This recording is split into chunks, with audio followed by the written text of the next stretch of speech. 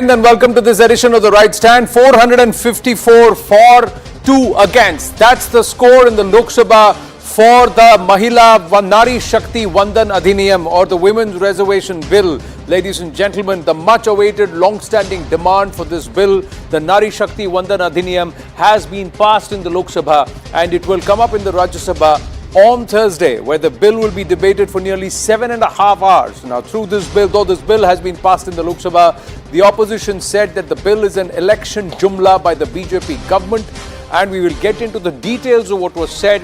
Although there were certain amendments that have been rejected outright, what stands out is that nearly 80 odd MPs over the entire story, the entire strength of the Lok Sabha, were not present, or they abstained. So why were they not present? Why did they not find it important or necessary to be there? These are questions that will remain, and that those should be asked by those MPs, because this is historic what has happened, and it's bigger than 370. The numbers that have worked in unison. 370 was passed with 370 ayes. This is with 454 ayes, and which is a huge thumbs up for more representation of women across our legislative councils, legislative assemblies, and of course the parliament.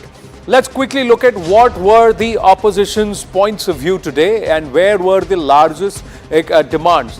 The Congress demand was to add OBC quota and caste census. That's what they said, add this. Now in 2010, this is a volte-face done by the Congress party, both by Sonia Gandhi and Rahul Gandhi, because this was the very reason why the bill was never introduced, or it was listed but never tabled in the Lok Sabha. From the Rajya Sabha, it was brought into the Lok Sabha but never listed or never announced, and that was the reason.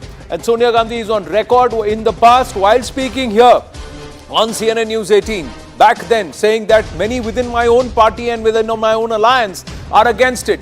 They never brought it because at that time the Congress had a position. Implement now, don't need delimitation is the next point of view, saying there kyun, why don't you do it now? And they continue to taunt the government, saying Modi hai to mumkin hai to karke dikhao. Now the bill is anti-OBC and anti-Muslim bill is what Asaduddin Owaisi's point of view was. Then Trinamool Congress saying implement now, show Modi hai to mumkin hai. Mahua Moitra, this is what she stood up there and said. The DMK, it can be easily implemented for 2024. Why don't you do it? Male-dominated parliament has betrayed women, is what the Shiromani Akali Dal had to say. Sharad Pawar faction said, why can't we have quota for OBCs? This question was being raised. OBC Muslim women must get quota, was the Samajwadi Party's point of view. Meanwhile, the rebuttal came from the government, and it was Union Home Minister Amit Shah who countered the opposition's charge and said that the BJP has worked. The BJP has worked and championed a women empowerment and also a women's reservation, lashing out at the Congress. The Union Home Minister saying Congress denies women basic welfare and has only raised slogans but did not act. Amit Shah also highlighting that census and delimitation will be held post the 2024 elections and they are needed for transparency. He also highlighted that the BJP has given a platform for OBCs and said that it was the BJP who gave an OBC Prime Minister. But the Congress's demands of including OBC is a complete 180-degree turn from their earlier stand. One-third quota for OBCs, it was not there in the 2010 bill. Quota for women, over OBC women, was not there in the 2010 bill. Quota within quota was not there in the 2010 bill at all. But why can't the bill be implemented now? That's one more question that stood out. This is what the government's explanation is. Implementation without census is not possible. Implementation without census and delimitation makes the bill illegal. Last census data is of 2011 and seats haven't changed since 1976. The 2021 census was delayed due to the COVID pandemic. And the census has to be decadal, so delimitation also has to be on that decade's census.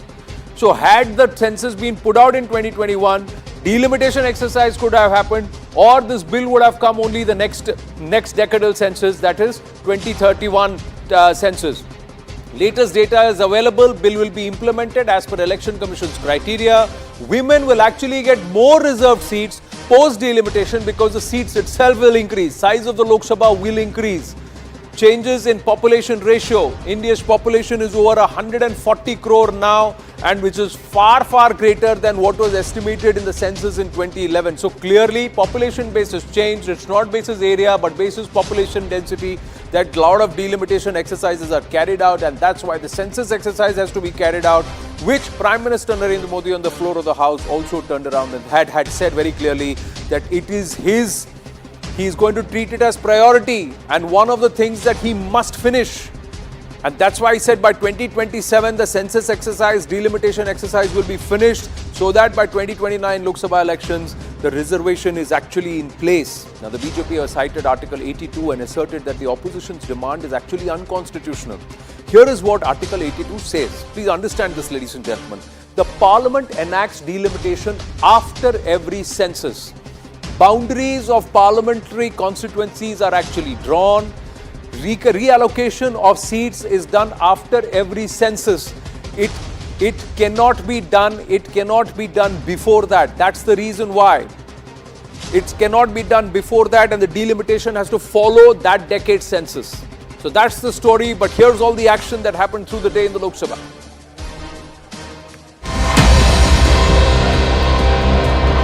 Sir, महिलाओं के लिए ये आरक्षण जो आज ये सदन चर्चा के लिए ले रहा है, ये आरक्षण 15 सालों के लिए प्रभावी रहेगा। भारतीय राष्ट्रीय कांग्रेस की मांग है कि यह बिल फौरन अमल में लाया जाए।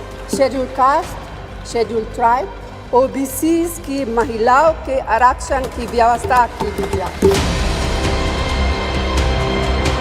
Large chunk of India's women should have access to this reservation, and that is missing in this bill. जल्दी से जल्दी जो हमने कास्ट सेंसस किया था उसका डेटा आप रिलीज कीजिए, और अगर आप नहीं करेंगे तो हम कर डालेंगे। It is a deceive. You are deceiving the Muslim community by denying them this quota in this women reservation, sir. Honorable Prime Minister, this is your moment to really show us all कि मोदी है तो मुमकिन है। कि ये delimitation commission जो क्वासा judicial proceeding से चलता है, हर राज्य में जाकर, हर क्षेत्र में जाकर ओपन हियरिंग देकर ट्रांसपेरेंट पद्धति से इसका नीति निर्धारण करता है। भारतीय जनता पार्टी के सांसद में 29%, 85 सांसद ओबीसी कैटेगरी के हैं। कंपैरिजन करना है तो आ जाइए।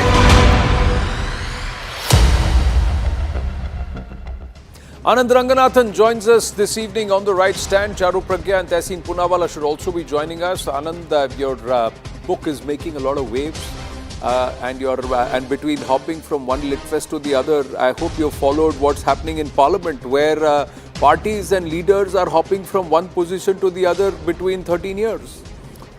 Good evening, Anand. Thanks very much. And good evening to my fellow panelists who will be joining us. Three issues here. Number one, I think that was a brilliant primer of yours. I think explained everything in a very crystal clear fashion. The fact of the matter is that the proposal that was put before our legislature is almost 30 years old. And in these ensuing 30 years, the BJP or the NDA has been in power for roughly half the time. So if you want to blame the BJP for not getting this sooner, then what about the other half, which is 15 years, non-BJP? And 10 of those were prominently held the reins of power by the UPA, the Congress. What were they doing? The fact of the matter is that ever since it was proposed by Mr. Devagowda, the vociferous opposition actually came from the present members of the India Alliance or India Alliance. It was, if I'm not mistaken, I think Mr. Nitish Kumar, who said we will never allow this women's reservation. It was Mr. Sharad Yadav who said ye parkati. I think that's the word that he used very derisively. कि परकटी महिलाओं के लिए है ये reservation, और ये जो हमारी ग्रामीण महिलाएं हैं उनसे परकटी महिलाएं ले जाएंगी. I mean, basically meaning urban women with bob cut. The fact of the matter is, I am not against women's reservation, and it has been passed, so congratulations on that front.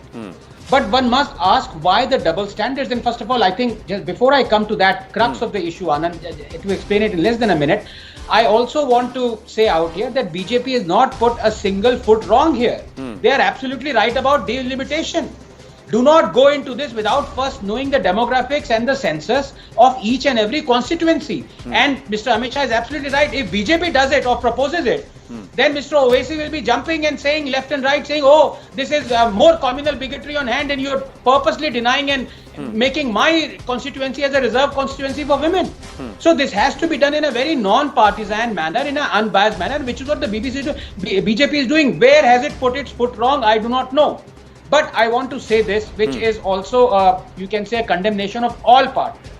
If you agree on the fact that, yes, we need reservations for women, for Dalits, for SC, for ST, for any society, part of the society that you feel was disenfranchised or discriminated against, fine, that's a moral call. And I agree with that. What I don't agree with is the hypocrisy. Why aren't there reservations in the Supreme Court? Correct. Why aren't there SC, ST, Dalit reservations in the Supreme Court at the highest benches, or women reservations? Why?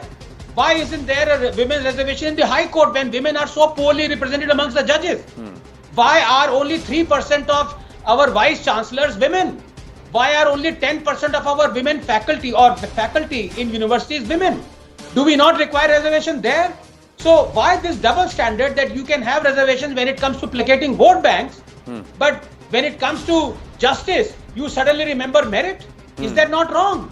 So this double standard has to be addressed. Either you don't have it, you talk about merit, always merit, or if it's a moral call, then you have it across the board.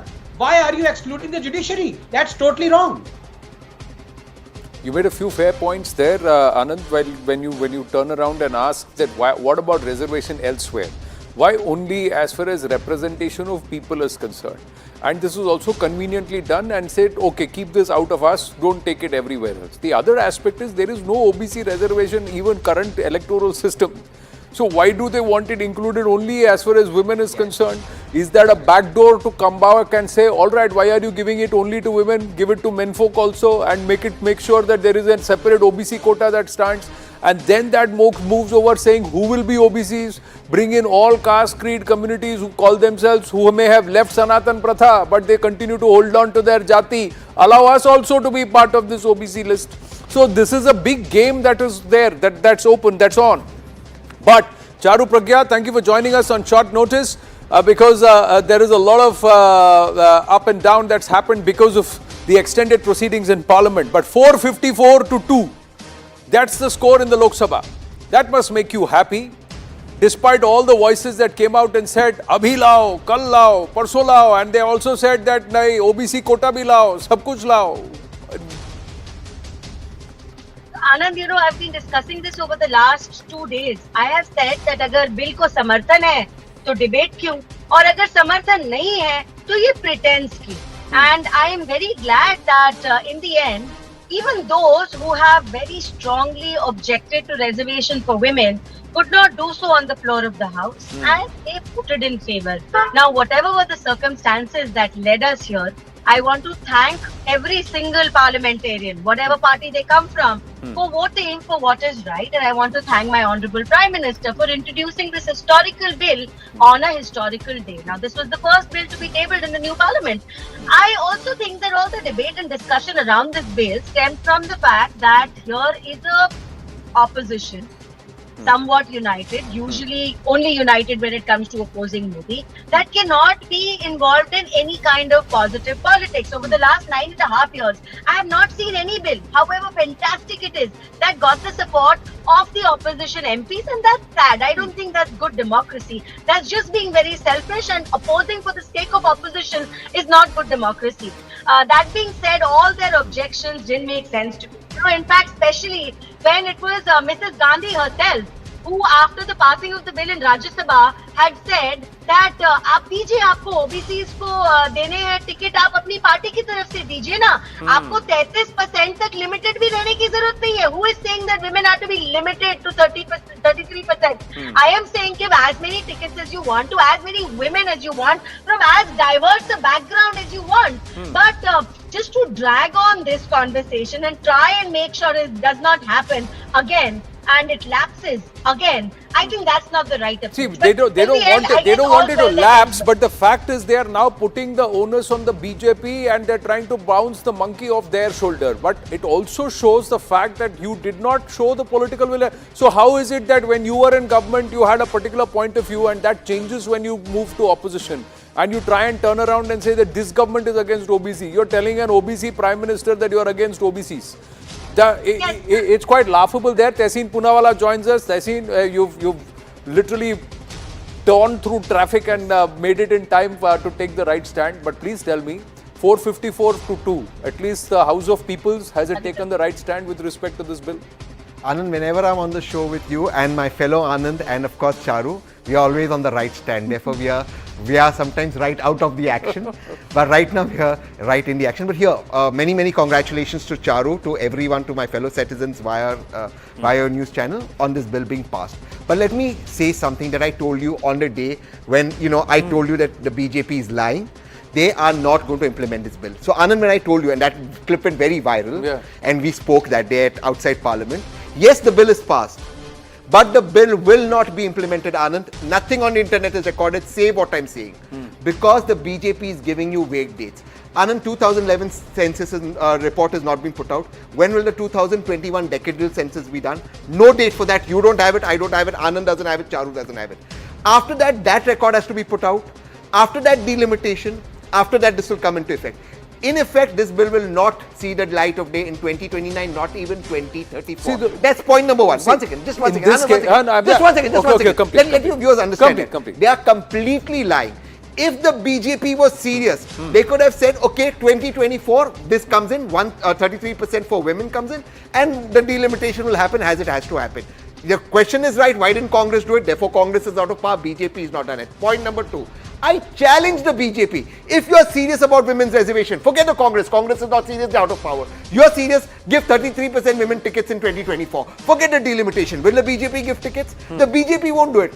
The BJP is a hypocritical party which has never had a woman president. They are conning the country because they want this as the headlines. This bill passing means nothing. 2029, this bill will not come into effect. Right. Let Charu Pragya respond and then I'll bring in Anand Ranganathan also. Yes, Charu Pragya. Both the counts, please, Anand. Now, my dear friend Tehseen used to say things like this for the Ram Mandir. He used to say, Mandir to banayenge, पर date नहीं बताएंगे. तो Tehseen, आपको मैं आमंत्रण दे रही हूँ, आप प्लीज मंदिर के उद्घाटन में आइएगा. ये वही लोग हैं जो कहते थे धारा 370 कोई हटा ही नहीं सकता. हट भी गई ना. And everything is fine. So please don't think that a government with a good intention, with the kind of a leader we have, he works with a vision. He's not going to bring about a bill when he does not mean to make difference on ground, because he's continued to do that. You oppose triple talaq as well. So that's the first thing. So don't challenge this government, because we have delivered on our promises and we will continue to do so. And the second part of your question, what was that? Why did you delivered on your promise? Why did you break out on farm laws? Farm laws were also brought No. Second question. Let's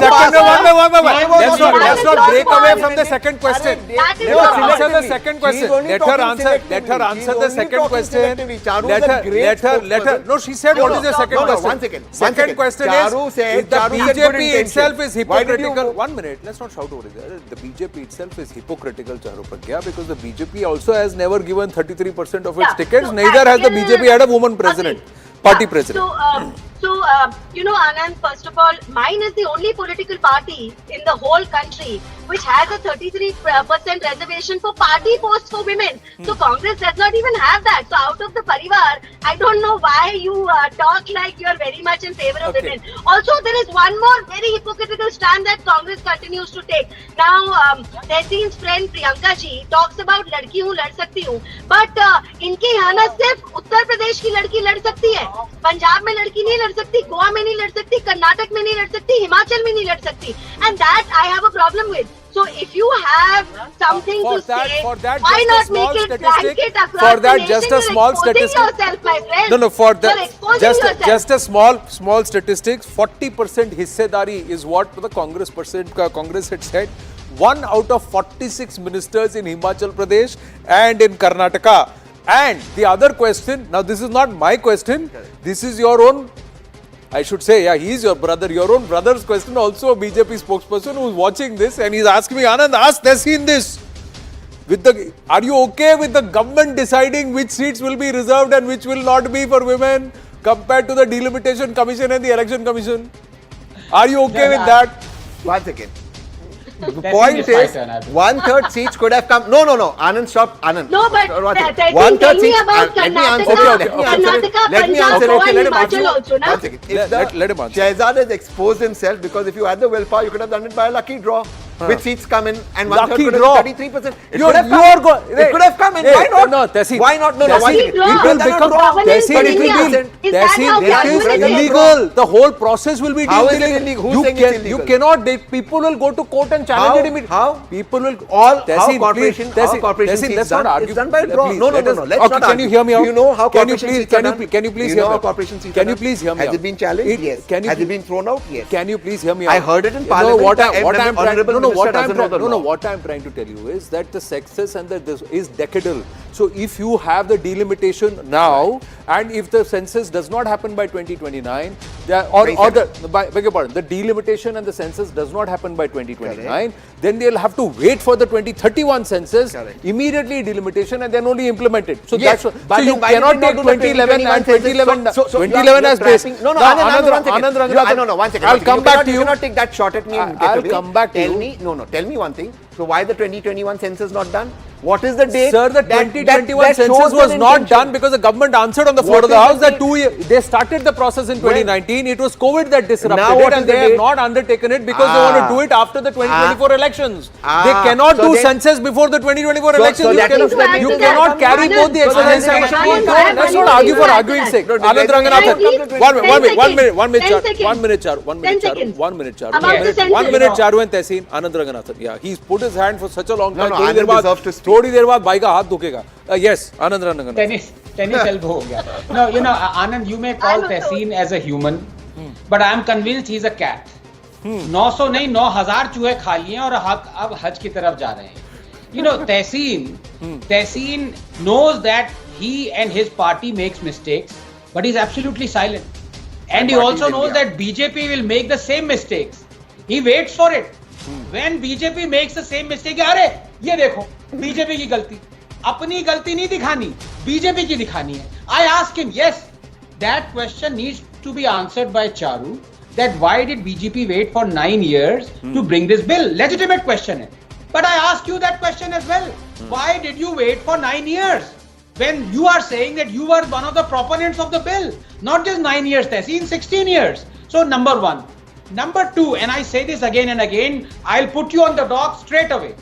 Are you going to challenge each one of your 28 members of India Alliance and say that we are going to have 33% reservation for candidates for the seats that we are fighting for? If not, then I'm sorry, you are no longer part of the India Alliance. Have the courage to do so. BJP को challenge कर रहे हो और खुद चुप हो. And number three, Anand, here I want to say about the hypocrisy of everyone else, not just political parties.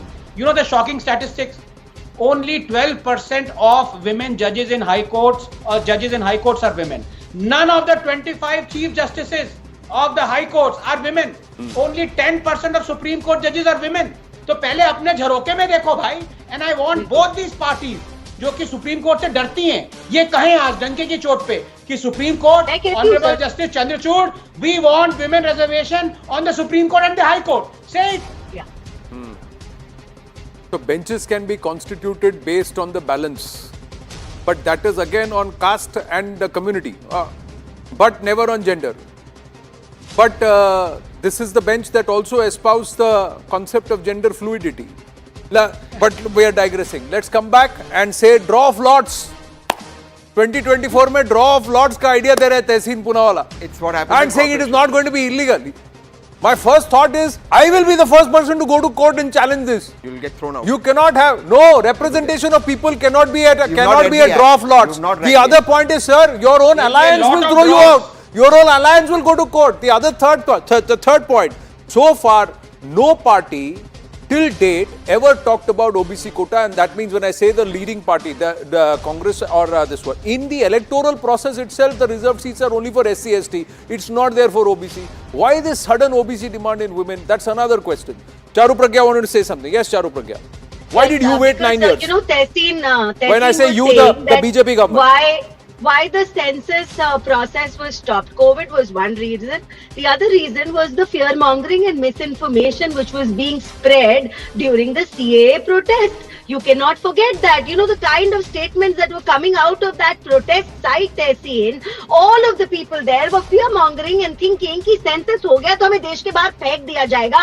And it was your party and the friends of your party which supported this narrative.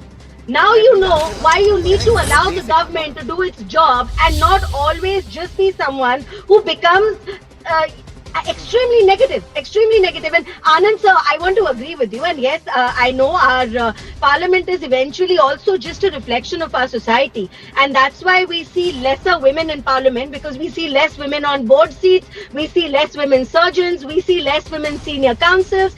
All of that needs to change, but that will change by empowering women every day, making sure she has a good education, she's skilled, she can pick up a loan. When she wants a break from work because she's become a mother, she has that long 6 months leave and she's paid for it. And these are the things that my government is working on every day, on practically empowering women with tools which help them. One thing which we are very proud of here at Network 18 that we just did Rising India She Shakti, where it was 90% women and 10% men folk. 10%, and it was perhaps one of the most landmark, and we are very proud of that, and we should have more of that. I agree, but my point is, Tehseen Poonawalla, none of the MPs today from the entire India Alliance, even the BJP, ever said bill or no bill.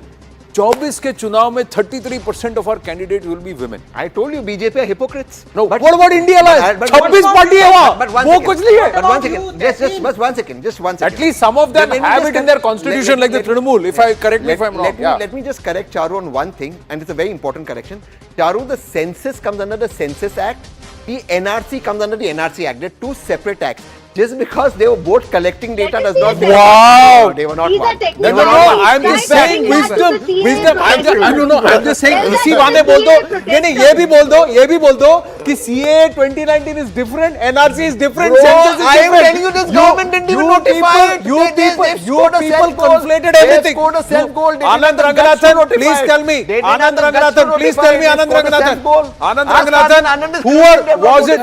wasn't this entire grouping? Committee, wasn't this entire committee the one which said CA लाओगे तो NRC पे फर्क पड़ेगा, census लाओगे तो CA NRC सब पे फर्क पड़ेगा. अभी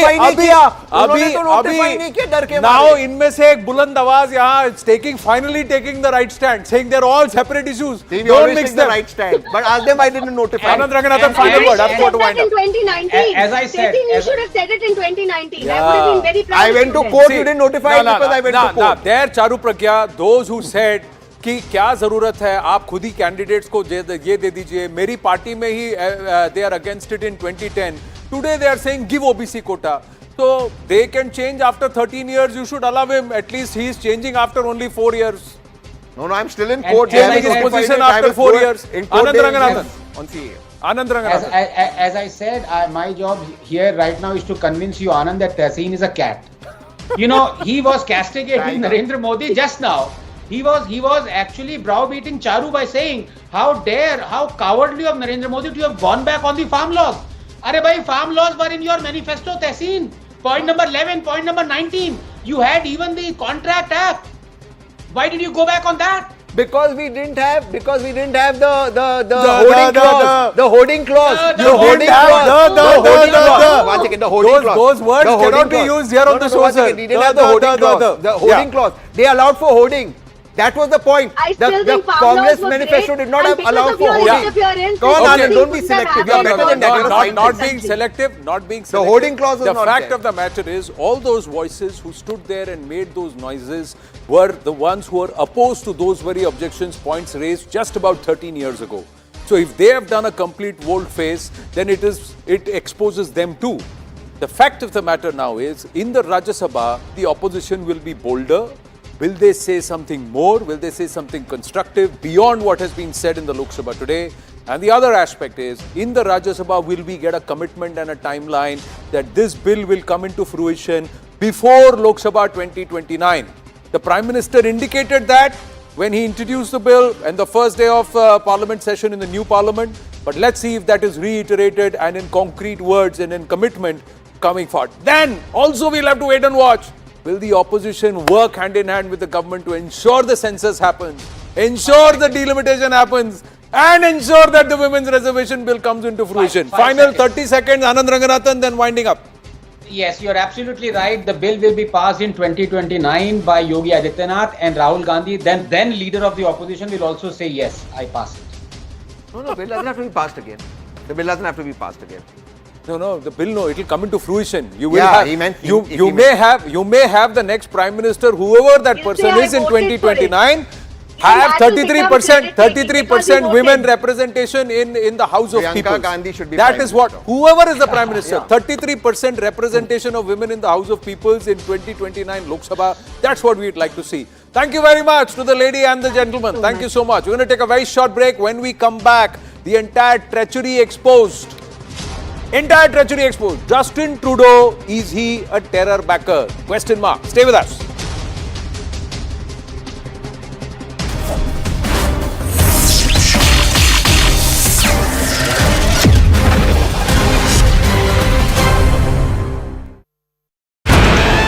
That the people in Canada who are travelling to India should avoid all travel to the Union Territory of Jammu and Kashmir due to the unpredictable security situation.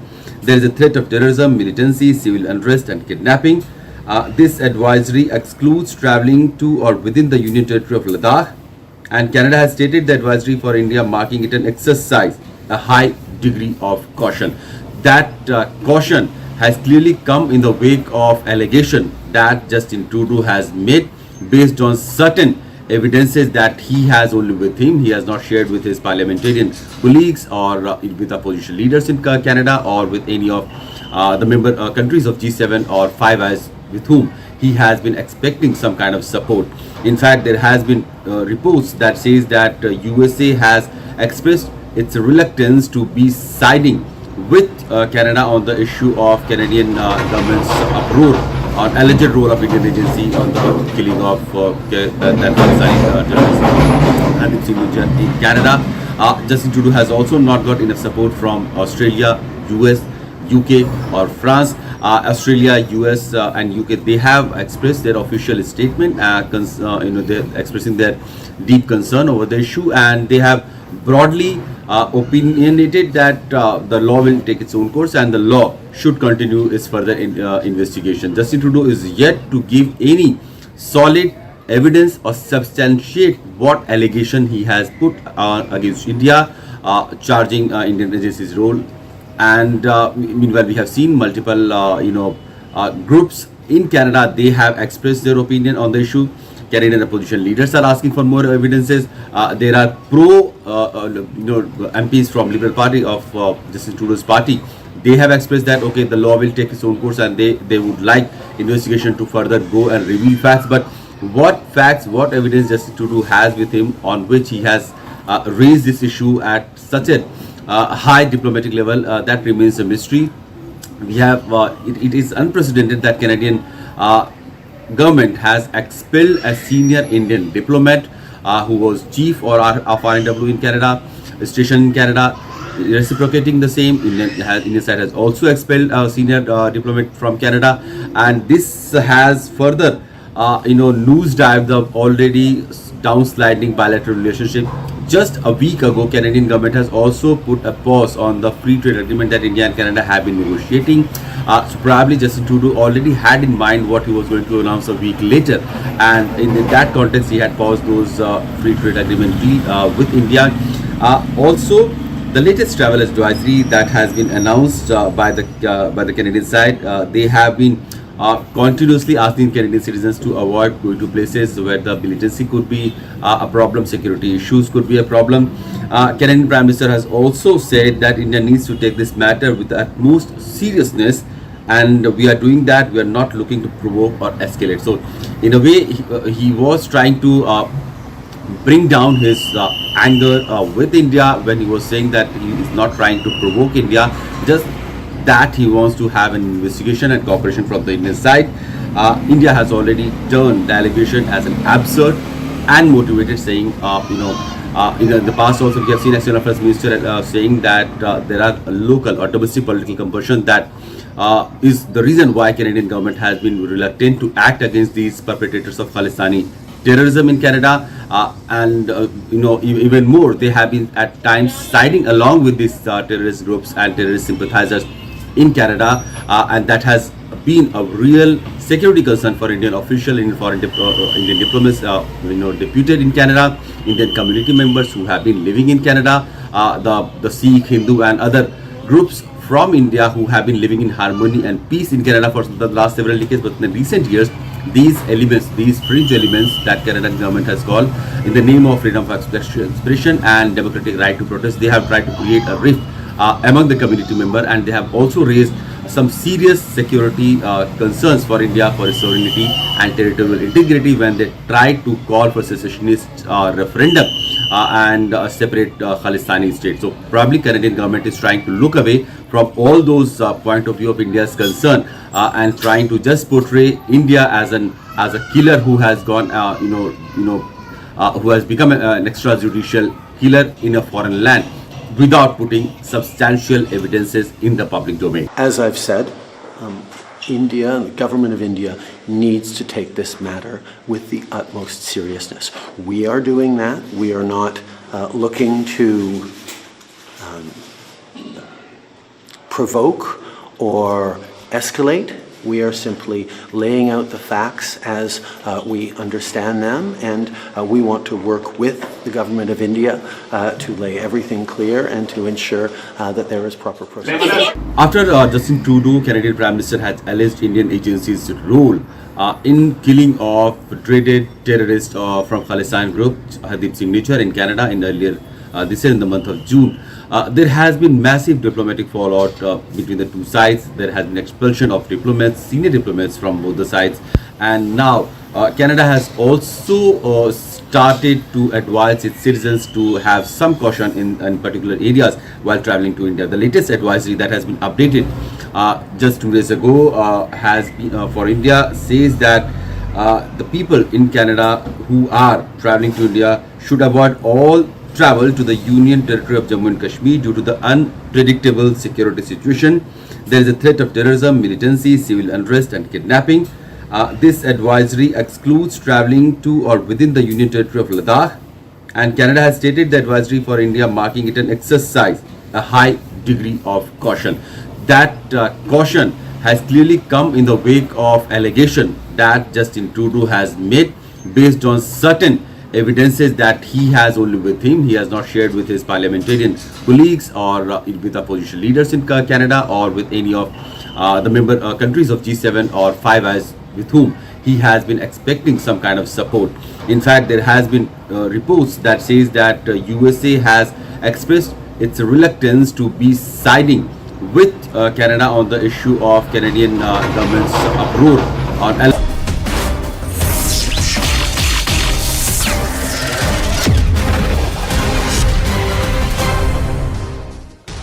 Back on, ladies and gentlemen, with a simple question that is this man, the Prime Minister of Canada, deliberately ignoring concrete terror proof? He talked about credible allegations. We are saying concrete terror proof or evidence about this man, Hardeep Nijjar, and the reason why. Mind this face and now have a look at this video. This video is dated the 27th of February 2017 when we put these pictures on CNN News 18. This is Hardeep Nijjar with an AK-47 in his hand, and he is there in the mountains in Canada training people to fire and how to fire AK-47s. This is the training camp running with banned weapon in Canada. On Canadian soil, you're not allowed to use or possess an AK-47 as per the Canadian law. This man is a proscribed terrorist in 2020. When we had this video, accessed this video, At that time, he had a red corner notice against him, an Interpol notice against him. There were calls for him to be handed over to authorities for multiple crimes and also for perpetrating terror on Indian soil. This man trained another terrorist who came to Indian soil and recently, with the plan and the intent to harbor or to foment terror activities, target individuals, and he was perhaps stopped from actualizing his plans just in the nick of time because he was arrested by the authorities in India. Is Mr. Justin Trudeau ignoring this hard proof? That's the big question, and at what cost? Because even Captain Amrinder Singh said he reminded Justin Trudeau in 2018 about Hardeep Nijjar and nothing was done about it. Now, as this row continues to heat up and you have had Justin Trudeau trying to come down and play peace, trying to restore peace after saying we don't want to escalate matters, well, you've just opened up the Pandora's box and more is going to just tumble out in terms of concrete evidence, not just credible allegations, but concrete evidence that Canada has been a safe haven for secessionists, those who are attacking the sovereignty of Bharat.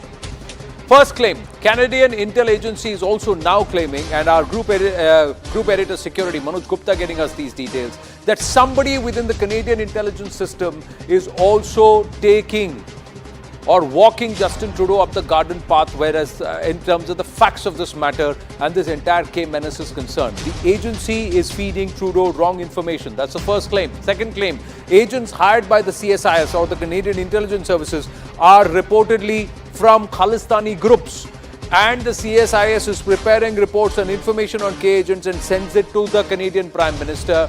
The fourth claim is that K leaders in Trudeau's government are actually reportedly blackmailing him because of certain other personal issues of corruption and others, and beyond those matters, personal matters, and he's being blackmailed. He's literally being held at gunpoint and he's got no other way but to respond in the manner and behave in the manner that he is. That's the fourth claim, and this is by an insider. This is not our claim, it's an insider's claim which we have come in possession of.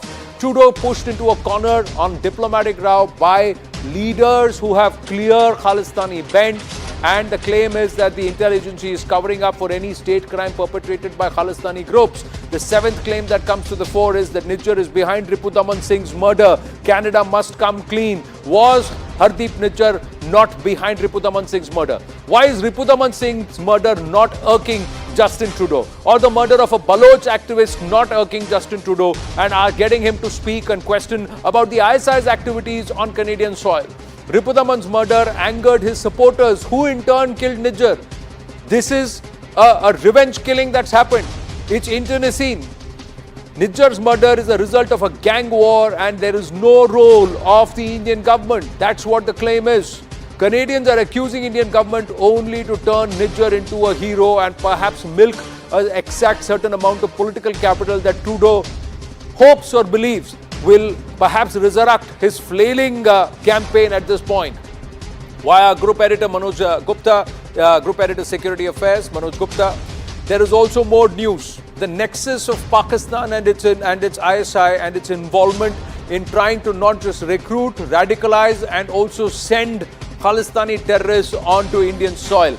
K groups are allegedly funded by SI agents in Vancouver, money reportedly taken in the name of immigration. K groups are using these funds for anti-India propaganda. Students reportedly are being used to spread this K propaganda. They're being lured with money and odd jobs and perhaps the promise of continuing to be able to stay on in Canada. Another snub is, and the old Canadians, those who were there for nearly 2 to 3 decades are not part of this. This is of those largely born after 1984 or in the 90s. So these are the aspects that stand out. Let's go straight across to our guests. There is also involvement of these groups, Canadian entities who were there in Red Fort to try and vandalize and create all the ruckus there, and a lot of them turned out to be drug addicts. Let's go across to our guest. Ambassador Deepak Vora is with us, former diplomat. Adit Kothari, founder Indic Society, joining us from the UK. Puneet Sahni, activist, is with us, and Anand Ranganathan, author, stays on this edition of The Right Stand. Puneet Sahni, first to you. Do you think India has overreacted, or do you think there's more to be done? Namaste, Anand. Thank you for giving me space. Namaste and Jai Hind to everybody. And I will just And I'll give you a point that's actually, so I've been making the case at your channel that, this is compromise. And I will tell you something that will actually blow your minds. So, for example, this Nijjar, he's rejected because, he first says like fake torture by India, then, like fake marriage. And it's incredible he gets like citizenship. And I have actually taken out the video, dug out a photo of him where he's standing next to 3 decades back with one of the most dreaded terrorists of Khalistanis. His name is Hardeep Singh Nijjar. And the Khalistani wiki says he has been involved in like 24 really, really gruesome activities, and he's responsible for hundreds of murders. So how did this get citizenship? It actually shows the system is compromised. And I give you another example how it is compromised. In 2017, so this is, I'm telling you, just when this Nijjar got in 2017, IG of CRPF, his name is Tajinder Singh Bhullar. When he visited Canada, do you know what happened? They interrogated him for 2 days. And then they gave him a letter that, CRPF is involved in human rights activities and all these human rights abuses and genocide, and kicked him out of Canada. He was deported. Do you know this? In 2007, this they were doing with the CRPF, and at the same time they were giving to Khalistani, who has a record of, being next to these people who have killed hundreds of people in Punjab. So that's what I've been making. This Trudeau is first, ideologically committed to them, but also this entire system is being compromised by WSO. It is like a Muslim Brotherhood-like organization. And the only way move forward, we have to reduce the cost on us. We are not responsible for Canada. We have inflict. But Canada cannot be improved very fast, and we have to ban WSO as soon as possible. Known for your straight talk there, Puneet Sani. There are others too, जो सीधी बात करते हैं, who are on the platform tonight. So let them say what they have to say, because मैं सुनना चाहता हूँ. Amazing to hear these perspectives. Ambassador Deepak Vora, sir, Namaste, Jai Hind. Your thoughts, sir. What should we do? Is our response overt, or have we just begun? Thank you very much, sir. Always a pleasure to be on your channel and to listen to you. Sir, you are one of our best. I've heard what our young friend has to say. I cannot disagree with him. I know Canada well. I've served in the United States. This fellow Justin Trudeau is a strange character. When he arrived in New Delhi for the G20 summit, he was looking very constipated and unhappy. Apparently, his wife had just walked out on him. Plus, he was under all kinds of pressure. He's not his own master. Now, it's quite possible that he has suffered 2 bouts of COVID, and that induces what is called long COVID or encephalopathy, which is altered brain function. He looked completely blank when some of my colleagues in the Foreign Service spoke to him, like a buffoon, a permanent buffoon. That's what he is. Now, question you asked about this character Nijjar firing an AK-47. Let me tell you also, he got it on Amazon, sir. Amazon.Canada. That's where it's available. What kind of a joker is this character Trudeau? What kind of narrative is he trying to sell? When an Indian plane gets blown up, they take 20 years, even though their own courts say that all kinds of funny things were planned, etc. Canadian intelligence knew about it, but did nothing. Then, when Nijjar is eliminated by whoever, suddenly they swing into action, say, Nijjar, he should have got the Nobel Peace Prize, and why is this guy been eliminated? And there are credible allegations. What kind of term is that? Credible allegations? I have seen credible evidence, visual evidence of the fact that Trudeau is an ass. What does that mean? It's a credible allegation of the potential that India would have been involved. The man has lost it. Obviously, he's not even drafted this, because I believe he's been to school and to college. I don't know if he ever got a degree, but this kind of language is not what we use in diplomacy. Finally, sir, this man, because of his approach and attitude, I'm not just talking about India, he's managed to mess up his relationship with all the big powers. You remember he was captured on camera mocking the former American President Donald Trump. He has been hurling gratuitous abuse at Vladimir Putin. He screwed up his relationship with Russia. The Chinese fellow took this fellow's pants off in Bali, and now he's messed up his relationship with India. He is an equal opportunity offender. The sooner Canada gets rid of him, the better it'll be for Canada and for the world. Canada's system is so rotten that it should be discarded, sir. Canada should be called out. Justin Trudeau's father was the Prime Minister of Canada when the Kanishk bombings happened, and they ignored those warnings outright. They ignored those warnings, and that bag suddenly pass through an anonymous bag, passes through a security check machine that fails at that particular time, and innocents died. And they did nothing about it. The Canadian Intelligence Services, Anand Ranganathan, we believe at that time erased audio recordings to showcase, to actually do away with concrete proof that the Indian intelligence agencies had submitted to them, and they also had it in their possession. So shocking. But this seems to run in the DNA of Canadian administration. Or is that too much of an excess of a statement?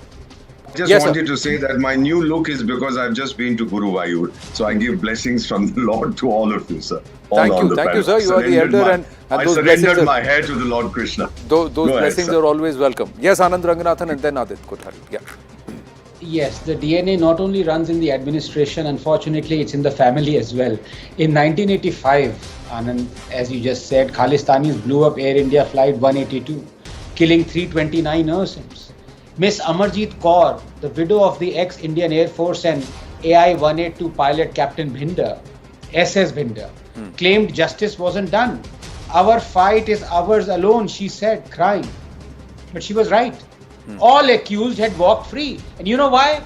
Because Trudeau's father refused to hand over AI-182 bombers, including the dreaded terrorist Parmar. And you know what his reason was? That India, quote, is not deferential enough to Her Majesty the Queen, unquote. This was his father. Fast forward to 2023 and we have Trudeau Jr. at the helm. But as you know, Anand, an apple never falls far from the tree. Justin Trudeau, just like his father did 3 decades ago, is kowtowing to Khalistani terrorists just to placate the increasingly influential vote bank.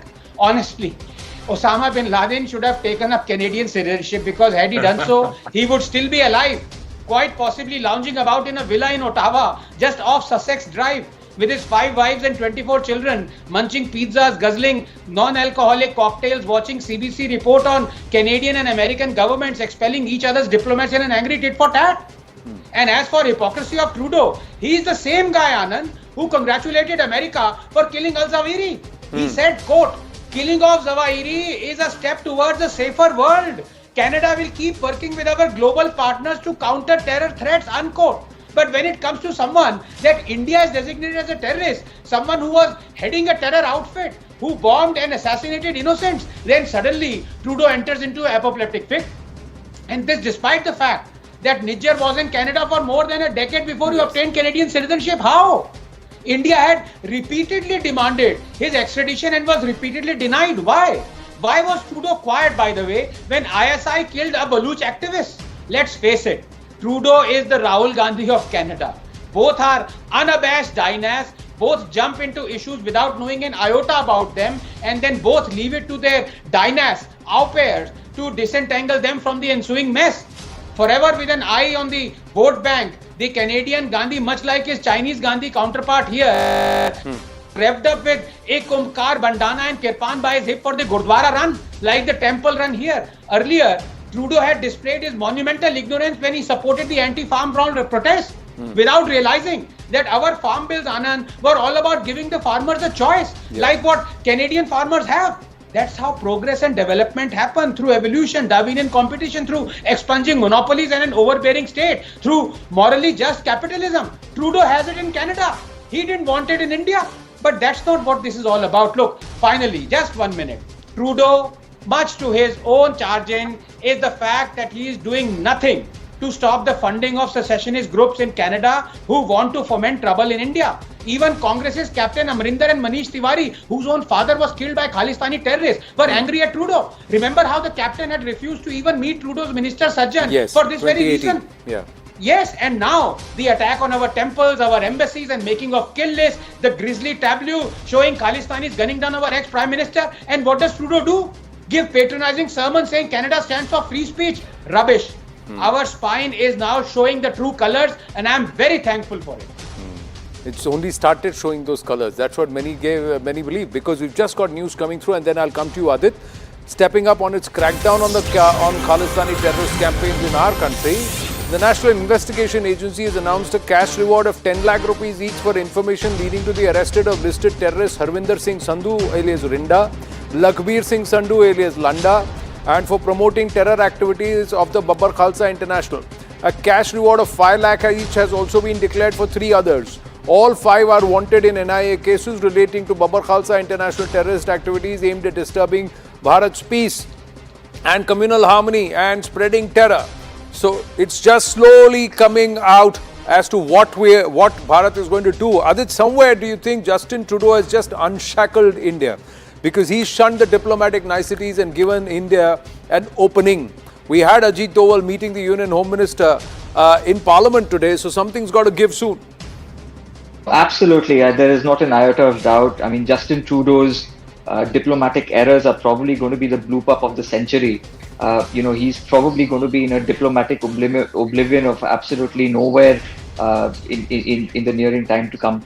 But I personally think the way NIA and the MEA has gone about this, reacting to the action is definitely called for. But now I think we need to be more offensive about it. Like the NIA, what they have done with Rinda, Landa, Pattu, Satta and Yadda. More needs to be done, more credible action needs to be done and taken against known Khalistani operators in Canada, in United Kingdom, in Australia and USA. All their properties need to be attached, their OCIs, their PIOs, their visas, all of them need to be revoked because they've essentially not only become a menace for the Indian diaspora in all of these countries, but there was a report that was put out not so long ago by William Shawcroft in the United Kingdom for the Parliament. It was called the Prevent Report, which essentially says it warns the British Parliament that pro-Khalistani elements have become a threat to civil society in United Kingdom. So they're just not a threat to the Indian diaspora and the Indian missions and the High Commission and the infrastructure in United Kingdom, but they're also a threat to the civil society.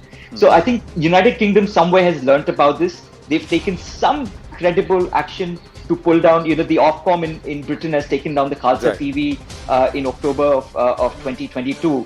But there more needs to be done. So I think reciprocity is the call for the day. And I think the way the Indian government is essentially going about this, I'm sure, we will get justice at the end of it all.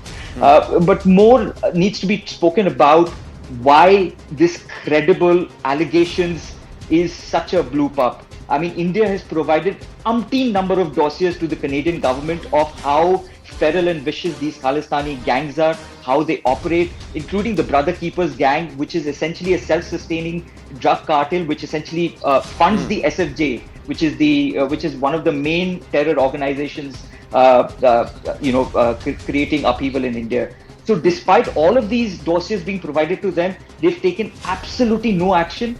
So this is why I think more action needs to be done, and India needs to come out and overtly talk about all of this in media, in academia, and galvanize that kind of information. There is another poser who poses as a Sikh but is so far away from Sikhi, Puneet Sahni, who's now even threatening Indo-Hindus. He's an American citizen threatening Canadian Indo-Hindus.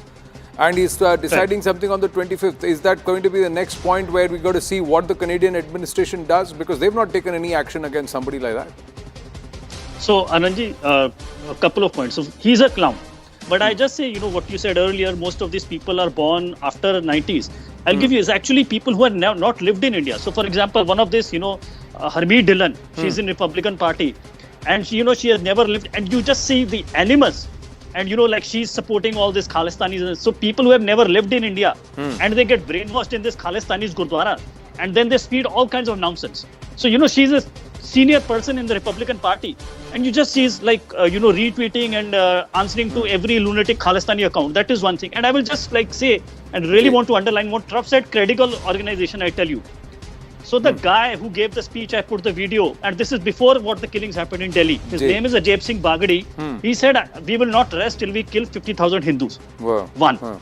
Then he's the guy who put the bombs on the plane. And there was very credible testimony because, he used to abuse a single mother.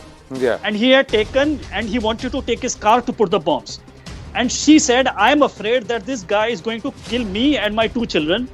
And it was not an empty fear. They had killed another witness. And she gave the test, she gave it in writing and she stood by her. The judge looked at her and he's like, yes, what she's saying is very credible. And this was, her timeline was verified by other sources, 2-3 independent sources that this has happened. But the judge threw it out because she said the witness is so terrified to testify in front of Bagadi. That's why we cannot accept this evidence. And that's why that's how these bombers got away. Now we have to put all these details out. This conversation should not end here, but I have to pause because we've run out of time on this edition of The Right Stand. Gentlemen, thank you very much. Always a pleasure speaking with you. Thank you so much for your time. We've got to wind up on that note. Brass Tacks with Zaka follows. Stay with us.